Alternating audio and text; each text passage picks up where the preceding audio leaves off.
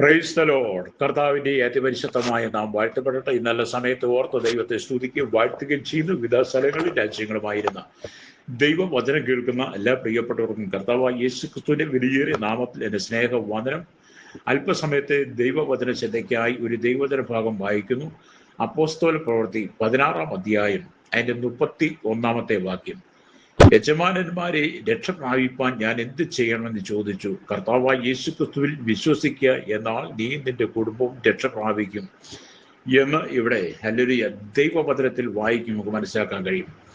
കാരാഗ്രഹ പ്രമാണി അപ്പോസ്തലനായിരിക്കുന്ന പൗലോസിനോട് ചോദിച്ച വാക്കാണ് അപ്പോസ്തല 16-ന്റെ 30-31 വാക്കിൽ നമ്മൾ വായിച്ചത്. യജമാനന്മാരെ രക്ഷ പ്രാപിപ്പാൻ ഞാൻ എന്ത് ചെയ്യണം എന്ന് ചോദിച്ചു. അപ്പോൾ പൗലോസ് പറയാണ്, കർത്താവായ യേശു ക്രിസ്തുവിൽ വിശ്വസിക്കുക, എന്നാൽ നീ നിന്റെ കുടുംബവും രക്ഷ പ്രാപിക്കും. ഹല്ലേലൂയ. നാം സുവിശേഷം പലരോടും പറയുമ്പോൾ അവർ പറയുന്നത്, ഞങ്ങൾ രക്ഷിക്കപ്പെട്ടിട്ടുണ്ട്, ഞങ്ങൾ രക്ഷ പ്രാപിച്ചിട്ടുണ്ട്, ഇനി ഞങ്ങൾക്കൊരു രക്ഷയുടെ ആവശ്യമില്ല, ഞങ്ങളെല്ലാം രക്ഷയ്ക്കുള്ളിലാണ്. എന്നാൽ രക്ഷ എന്താണെന്ന് ചോദിച്ചാൽ, എങ്ങനെയാണ് നിങ്ങൾ രക്ഷിക്കപ്പെട്ടതെന്ന് ചോദിച്ചാൽ അവർക്ക് പറയാൻ അറിയത്തില്ല. ചിലരോട് ചോദിക്കും, എന്തിനാണ് രക്ഷിക്കപ്പെടുന്നത് എന്ന് ചോദിക്കാറുണ്ട്. ചിലർ ചോദിക്കും, രക്ഷയുടെ ഗുണം എന്താണ്, രക്ഷിക്കപ്പെട്ടുകൊണ്ട് എന്ത് ഗുണമുണ്ട്? അങ്ങനെയൊക്കെ പല ചോദ്യചിഹ്നങ്ങൾ കഴിഞ്ഞ കാലഘട്ടങ്ങളിൽ ഉയർന്നു വരുമ്പോൾ കാരാഗ്രഹ പ്രമാണി പൗലോസിനോട് ചോദിക്കുക, യജമാനന്മാരീ രക്ഷ പ്രാപിപ്പാൻ ഞാൻ എന്ത് ചെയ്യണം?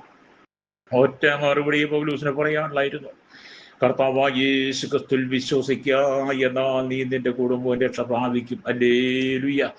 എന്നെ കേൾക്കുന്ന ശ്രോതാവേ, ഇത് നിങ്ങളോടുള്ള ദൂതാകട്ടോ, സകല ജാതികളോടുള്ള ദൂത. രക്ഷ പ്രാപിക്കാൻ യേശു ക്രിസ്തുവിൽ വിശ്വസിക്കണം. അപ്പം നാം യേശുവിൽ വിശ്വസിക്കേണ്ടതിന്റെ ആവശ്യം എന്തിനാണ് രക്ഷ പ്രാപിക്കുന്നത് എന്ന് ചിലർ ചോദിക്കും. രക്ഷ പ്രാപിക്കുക എന്ന് പറഞ്ഞാൽ ദൈവഹിതം നിറവേറ്റുവാൻ നാം രക്ഷിക്കപ്പെടുക തന്നെ ചെയ്യണം. ഭൂമിയിലെ ഇഷ്ടമല്ല, മനുഷ്യന്റെ ഇഷ്ടമല്ല, സാത്താന്റെ ഹിതം നിറവേറുവാനല്ല, ദൈവഹിതം നിറവേറണമെങ്കിൽ നാം രക്ഷിക്കപ്പെടണം. ഒന്നാമതായി. രണ്ടാമത് പറയുന്നത്, നമ്മുടെ സകല പാപങ്ങളിൽ നിന്ന് നമുക്ക് മോചനം പ്രാപിപ്പാൻ രക്ഷ ആവശ്യമാണ്. മനുഷ്യൻ എല്ലാവരും പാപികളാണ്, എല്ലാ മനുഷ്യരും പാപികളാണ്. ഈ ഭൂമി നീതിമാനായിട്ട് ആരുമില്ല, സകലരും പാപികളാണ്. കുടില് തൊട്ട് കൊട്ടാരത്ത് വരെ പാർക്കുന്ന സകല മനുഷ്യൻ ശൈശവത്തിലും ബാല്യത്തിലും കൗമാരത്തിലും യൗവനത്തിലും വാർദ്ധക്യത്തിലും നിരാലംബരും വൃദ്ധരും അശരണ യാചകരും ഓർഫനേജിലും ഓൾട്ടേജ് ഹോമിലും ജുവൈൽ ഹോമിലും തടവറയിൽ വരെ കിടക്കുന്ന മനുഷ്യൻ പാപികളാണ്. അപ്പൊ അവരെല്ലാം രക്ഷ പ്രാപിക്കണം.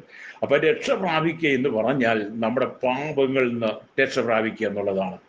മൂന്നാമത്തെ കാര്യം, എന്തിനാണ് രക്ഷ പ്രാപിക്കുന്നത് ചോദിച്ചാൽ, ദൈവമായി നിത്യകാലം വസിക്കുവാൻ നാം ദൈവരാജ്യത്തിൽ പ്രവേശിക്കണമെങ്കിൽ രക്ഷ പ്രാപിച്ചേ മതിയാവുള്ളൂ. അപ്പം ദൈവത്തോടൊപ്പം നിത്യകാലം വസിക്കണം. നമുക്ക് അല്ലെ ദൈവരാജ്യത്തിൽ പ്രവേശിക്കണമെങ്കിൽ രക്ഷ ആവശ്യമാണ്. അതുകൊണ്ടാണ് കർത്താവായ യേശു ക്രിസ്തു പറഞ്ഞു, ഞാൻ തന്നെ വഴിയും സത്യവും ജീവനുമാകുന്നു, ഞാൻ മുഖാന്തരമല്ലാതെ ആരും പിതാവിന്റെ സന്നിധിയിൽ എത്തുകയില്ലെന്ന് യോഹന്നാൻ സുവിശേഷം 14:6 വായിക്കുന്നുണ്ട്. ഹല്ലേലൂയ. അപ്പൊ യോഹന്നാൻ 14:6 യേശു വ്യക്തമായിട്ടത് പറയുകയാണ്.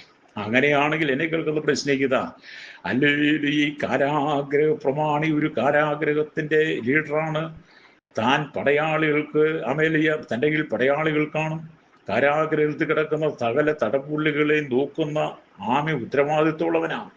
പക്ഷേ പൗലോസിന്റെ അരികിൽ ചോദിക്കുകയാണ്, ഒരു തടപുള്ളിയായി പിടിക്കപ്പെട്ടുവന്ന് തടപുള്ളിയായി കിടന്ന പൗലോസും ശീലാസും ദൈവത്തെ പാടി സ്തുതിച്ച് കാരാഗ്രഹത്തിൽ അത്ഭുതം നടന്നപ്പോൾ ഈ തടപുള്ളികളായിരിക്കുന്ന പൗലോസിനോടും ശീലാസിനോടും കാരാഗ്രഹം പണി ചോദിക്കുക. അതുവരെ തടപുള്ളികളായിരുന്നു, ഇപ്പം വിളിക്കുന്നത്, യജമാനന്മാരെ ഞങ്ങൾ രക്ഷ പ്രാപിപ്പാൻ എന്ത് ചെയ്യണം? സംഭവം തിരിഞ്ഞു വന്നത് കണ്ടോ? കാലഗതികൾ മാറിയത് കണ്ടോ? കാരാഗ്രഹ പ്രമാണ വാക്കുകളിലെ വ്യത്യാസം കണ്ടോ? തടപുള്ളിയെ നല്ല വിളിച്ച് യജമാനന്മാരെ. ആരാണ് ദൈവത്തിന്റെ ജനം? യജമാനന്മാരാണ്. ഹല്ലേലൂയ. പ്രമാണിക്കത് മനസ്സിലായി.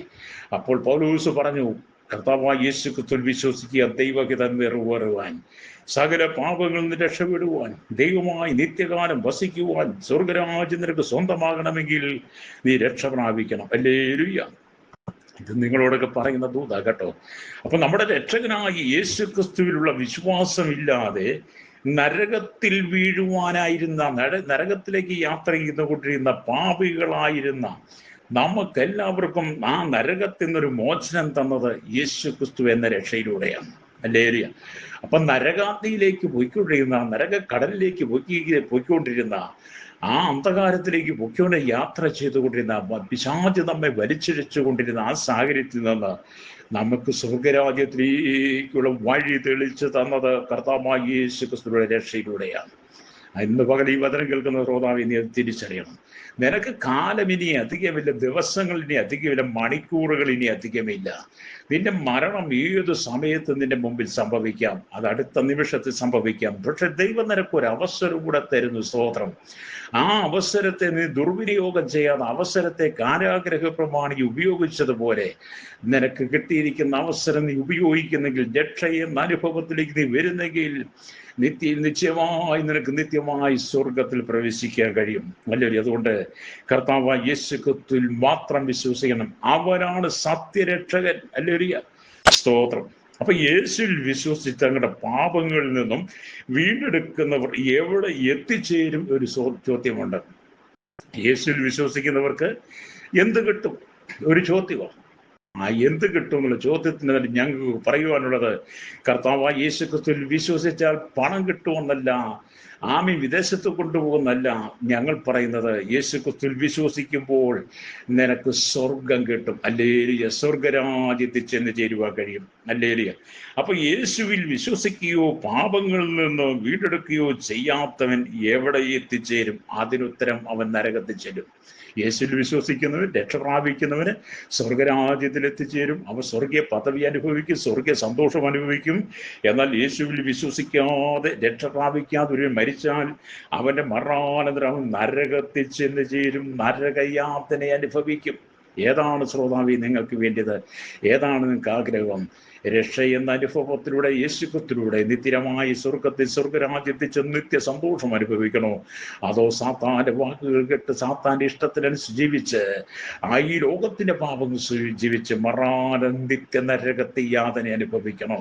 രക്തം ചെയ്യാൻ വലിയൊരു ഇന്ന് പകൽ പരിശുദ്ധാത്മാവ് നിങ്ങൾക്ക് തരുന്ന അവസരങ്ങളെ നഷ്ടപ്പെടുത്തി കളയരുത്. സകല ജനത്തോടും പൗലോസ് പറഞ്ഞതുപോലെ ഇന്ന് പകൽ ദൈവവചനം വിളിച്ചു പറയുന്ന കർത്താവായ യേശു ക്രിസ്തുവിൽ വിശ്വസിക്കുക. എന്നാൽ നീ നിന്റെ കുടുംബവും രക്ഷ പ്രാപിക്കും. നിന്റെ പണം കൊണ്ടോ, പ്രതാപം കൊണ്ടോ, സ്ഥാനമാനം കൊണ്ടോ, നിന്റെ പേര് കൊണ്ടോ, ഡിഗ്രി കൊണ്ടോ, നിന്റെ പാരമ്പര്യം കൊണ്ടോ, നിന്റെ മഹിമ കൊണ്ടോ, സൗന്ദര്യം കൊണ്ടോ, നിന്റെ നിനക്കുള്ള ഒന്നുകൊണ്ടും നിനക്ക് പ്രശംസിക്കുവാനുള്ള യാതൊരു കാരണം കൊണ്ടും സ്വർഗരാജ്യത്തെ പ്രവേശിക്കാൻ കഴിയില്ല. കാരാഗ്രഹ പ്രമാണിക്ക് അത് മനസ്സിലായപ്പോൾ കാരാഗ്രഹ പ്രമാണി പൗലോസിലേക്ക് മുറിവുകളെ കെട്ടി അവരെ വീട്ടിൽ വിളിച്ചു കൊണ്ടുപോയി വചനം കേട്ടു. കാരാഗ്രഹ പ്രമാണിയും കുടുംബം വീടടക്കം രക്ഷ പ്രാപിച്ചു. അത് ഇന്ന് പകൽ ഈ രക്ഷ എന്ന് പറയുന്നത് നീ പ്രാപിക്കുന്നില്ലെങ്കിൽ, ഈ രക്ഷ നീ അനുഭവമാക്കുന്നെങ്കിൽ, ആക്കുന്നെങ്കിൽ നിനക്ക് നിത്യത കിട്ടും. അല്ല നീ രക്ഷ തള്ളിക്കളഞ്ഞാൽ ശ്രോതാവി നിത്യ നരകാഗ്നിയിലേക്ക് നീ പോകും. അപ്പം വീണ്ടെടുക്കപ്പെടുന്ന ജനത്തിന് അല്ലെങ്കിൽ സ്വർഗം കിട്ടും. വീണ്ടെടുക്കപ്പെടാത്തവർക്ക് അവരുടെ പാപങ്ങളുടെ ഫലമായി നരകത്തിൽ വീഴുമെന്ന് അല്ലെങ്കിൽ നമുക്ക് കാണാൻ കഴിയും. തീയും ഗന്ധവും എരിയുന്ന തീപ്പൊയ്കയാണെന്ന് വെളിപ്പാട് പുസ്തകം 21:8 വായിക്കുന്നുണ്ട്. എന്നാൽ കർത്താവായ യേശു ക്രിസ്തുവിൽ വിശ്വസിക്കുന്നവർക്ക്, ജീവപുസ്തകത്തിൽ പേടിച്ചിരിക്കുന്നവർക്ക് ദൈവരാജ്യത്തിൽ പ്രവേശിക്കാൻ കഴിയും. ഞാൻ നിങ്ങൾക്ക് വേണ്ടി പ്രാർത്ഥിക്കാൻ പോവാം. നിങ്ങൾ എവിടെയാണ് ആഗ്രഹിക്കുന്നത്, എവിടെയാണ് പോകാൻ ആഗ്രഹിക്കുന്നത്? ദൈവരാജ്യത്തിനാണ് രക്ഷ പ്രാപിക്കണം. ഇന്ന് പകൽ ആരെങ്കിലും രക്ഷിക്കപ്പെടാത്തവരുണ്ട്, കർത്താവിന് വേണ്ടി നിങ്ങളുടെ ഹൃദയം കൊടുത്ത് കർത്താവ് രക്ഷ എനിക്ക് വേണം എന്നോടൊപ്പം പ്രാർത്ഥിച്ചാണ്. പരിശുദ്ധ ഞങ്ങളുടെ നല്ല ദൈവമേ, സ്വർഗ്ഗ പിതാവേ, ഈ ജനത്തെ ഏൽപ്പിക്കും. രക്ഷ പ്രാപിച്ച് നിത്യതയുടെ അനുഭവത്തിൽ സ്വർഗരാജ്യത്തിന്റെ അനുഭവത്തിലേക്ക് സകല ജനത്തെ നടത്തണമേ. സകലത്തിന് നീതി വെളിപ്പെടുത്തിയാട്ടെ. യേശു കർത്താവിന്റെ വിലയേറിയ നാമത്തിൽ തന്നെ. ആമേൻ.